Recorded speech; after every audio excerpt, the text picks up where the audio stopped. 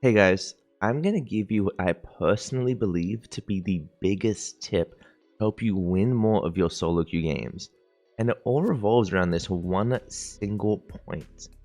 Acknowledge your teammates. I know that seems crazy. I know what you're thinking. My teammates are a bunch of bots and I have to carry every game and they're the reason I'm losing and they're keeping me stuck in vet. But let me ask you a really simple question. How much are you actually helping them? What are you doing to make their life easier? And are you actually getting in their way? If you're in a lane with somebody and you see them contesting the neutral camp, whether that be the Ice Cube, whether that be the Ordino, whether that be the Corfish, are you actually helping them?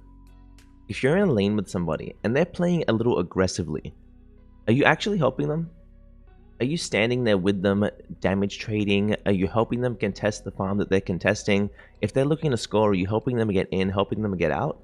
Or are you just walking away and hitting your safe farm and leaving them completely on their own? If your teammate is contesting the neutral farm and you take your back safe farm, they get no XP from the farm that you got. And if they lose that outnumbered trade for the neutral farm, they're getting no XP there either. So you're putting your own teammate behind by not actually paying attention to what they're doing. Now, don't get me wrong, this is a two-way street.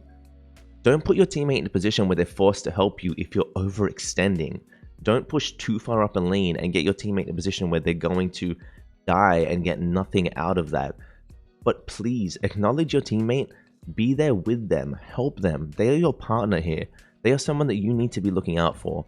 And this extends far beyond the lane. Don't take your jungler's crab. Don't take your jungler's buff. If you take any XP from your jungler before the 7-minute mark, before the first Dreadnought and Rotom, your jungler is going to be behind the enemy jungler, which means the enemy jungler is likely going to have their Unite move and your jungler is not, which puts your team in a really bad position. It's very, very easy to hinder your team in this game. You can do something very, very small and it puts someone on your team very behind, and that hurts you in the big picture. As long as you're watching your team, you will likely win a lot more games.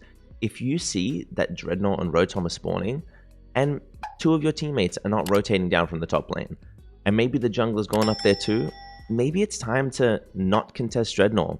Maybe trust one of your teammates to try to steal it, and maybe your team goes for Rotom, because being where your team is what you need to be doing. You'll notice that you lose a lot of games to teams that are grouping up and you just aren't.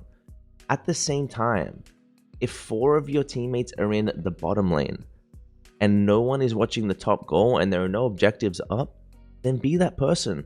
Go up there and watch that goal. Pay attention to what your teammates are doing and make your decisions based off their decisions. I know that sounds scary because your teammates probably don't know what to do. They might not even know as much as you do. But if you play as a team player, you will win so many more games. Now, yes, of course, there will be games that seem unwinnable because your team may not be at your skill level. The matchmaking in this game is really hit or miss sometimes. And in those games, of course, farm up what you can and try to carry in the late game, but make sure to give your team at least that first 3 minutes, because putting your team behind in that part of the game will lose you the early game.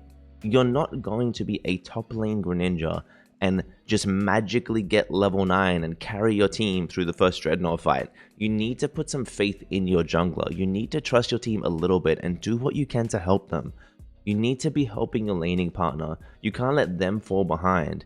You need to make sure that they're where you are. There are times in games where I'm so ahead in my lane and I'm in the top lane and the bottom lane is falling behind, so I've rotated down a little bit early to help them out. Helping your team is an essential part of this game. It's Pokemon Unite, not Pokemon yourself, okay? When it comes to the late game, you're going to see your team going towards the Zapdos pit. This is not the time to farm the back Ordinos. This is the time for you to get to the central area and help your team win the biggest and most important team fight of the entire game. And if you've been helping your team up to this point, if you have all been playing together and you have been watching your goals, you will be ahead. You will have more XP than the enemy team.